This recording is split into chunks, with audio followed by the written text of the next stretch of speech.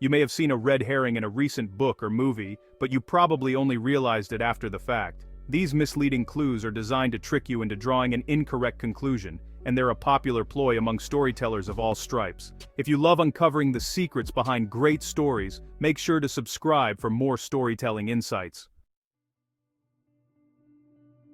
If you've seen or read the Harry Potter series, and really who hasn't, then you may recall some of the many instances where J.K. Rowling employed this literary device. That endearing plot twist about the nature of Snape's character, for example, is likely one of the longest-running red herrings ever written. Sometimes they aren't even subtle. Agatha Christie's murder mystery And Then There Were None directly mentions red herring in reference to a character's death, and a statue of a red herring appears in Lemony Snicket's A Series of Unfortunate Events. Perhaps most blatantly, a character in the cartoon, a pup named Scooby-Doo who was constantly being blamed for myriad crimes, was named, you guessed it, Red Herring.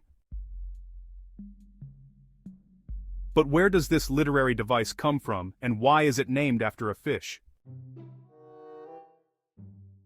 For a bit of background, herring are naturally a silvery hue, but they turn reddish-brown when they're smoked. Long before refrigerators were invented, this was done to preserve the fish for months at a time. They can also be pretty smelly. As Gizmodo's IO9 blog points out, it was believed that red herring were dragged against the ground to help train hounds to sniff out prey in the 17th century. Another theory was that escaped prisoners used the fish to cover their tracks and confuse the dogs that tailed them. However, IO9 notes that red herring were actually used to train horses rather than dogs, and only if the preferred choice, a dead cat, wasn't available. The idea was that the horses would get used to following the scent trail, which in turn would make them less likely to get spooked while following the hounds amid the noise and bustle of a fox hunt, notes British etymologist and writer Michael Quinion, who researched the origin of the phrase red herring.